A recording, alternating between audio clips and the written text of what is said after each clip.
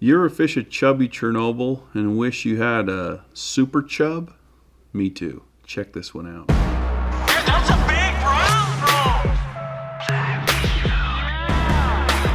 brown. This fly is kind of like a chub, but it's super chub.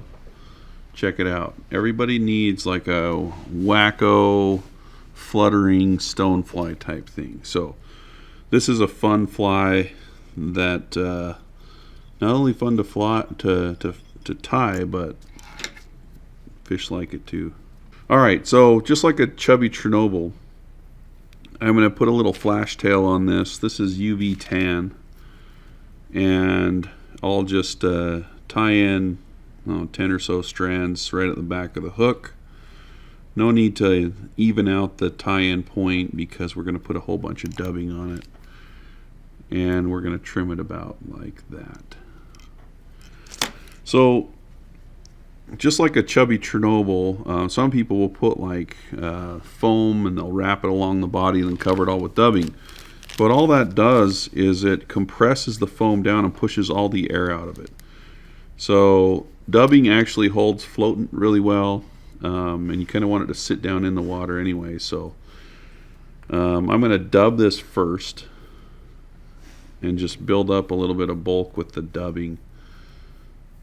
So this is just ice dub. You really can use any dubbing that you want. And I'll start up at the head and I'm going to wrap this back. And it doesn't matter that it's not super thick right now because I'm going to go back over it with dubbing as I wrap forward on the fly.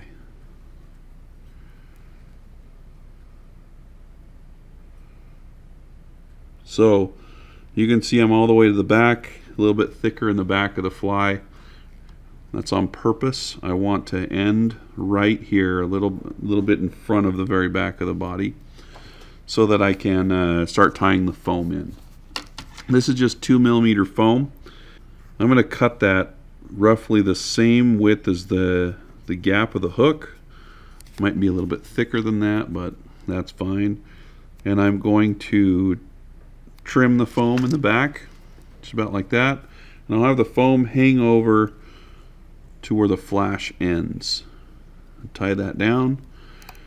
Now, in order to tie things in here, I'm actually going to take my thread and advance it forward just a little tiny bit, so it creates a thicker band for me to tie my materials on with. Okay, this is a super cool product. This is a cool product called River Road Speckled Foam, and I have these long scissors, these loon scissors that they're really great at making long cuts like this. So I'm going to cut this foam a little bit thinner than the other pieces. I don't know exact measurements on this, but about like that.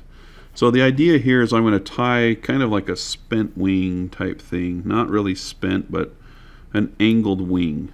I want to give this the appearance that this is like a stonefly that's fluttering or injured. So I tie the one wing on the edge of one side of the fly. Then I just fold this over like this, and then with my thread I can catch that, and it will create kind of a cross wing.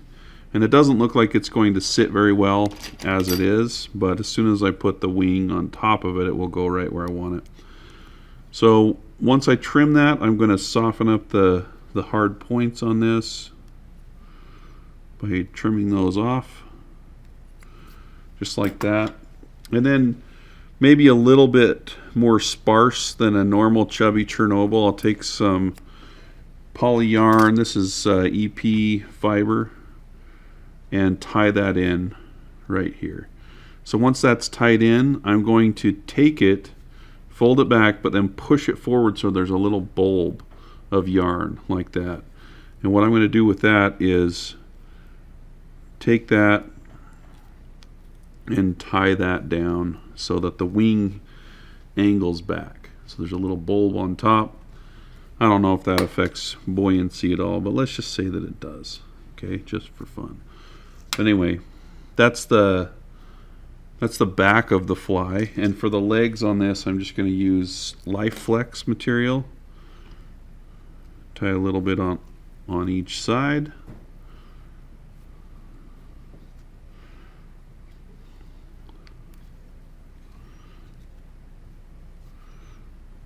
Just loop that over.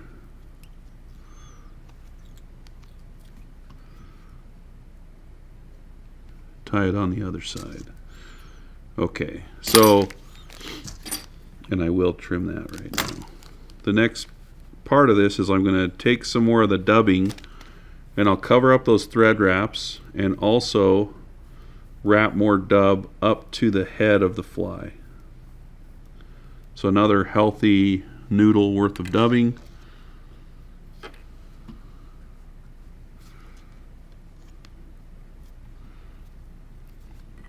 And that dubbing also helps the legs stay separated one from another.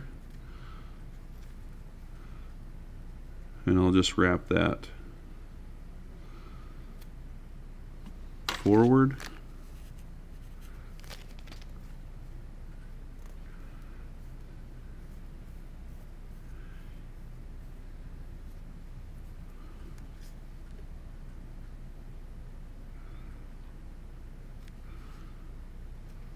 So once I have that wrapped all the way to the front of the fly, I will catch it down with some thread and now advance my thread back about 2 or 3 turns to create a band to tie more materials in with. So I'm going to take the wing again and I'm going to do the same thing in the front that I did in the back.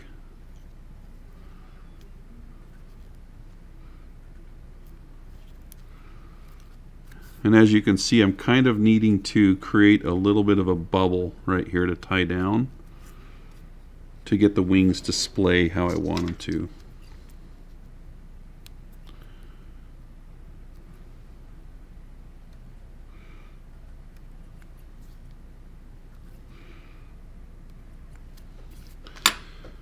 Tie in the same type of wing.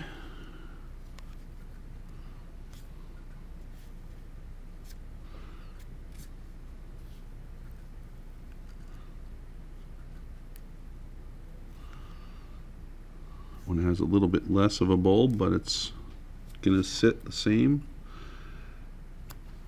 Trim that off, and now more life flex.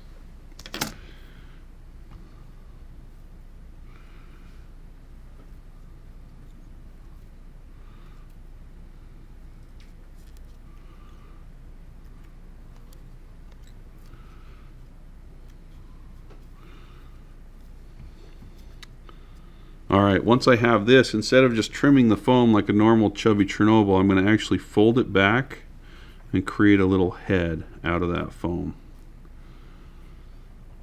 Just like that. So once the head's formed, I'll trim that up. Trim it to some angles, just for because. And I'll actually take the same dubbing we've been using and I'll cover up those thread wraps and help the legs splay out.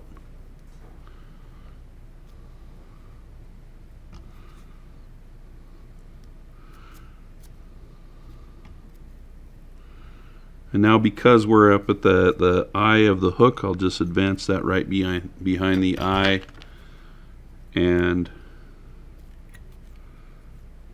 throw a nice little whip finish in there.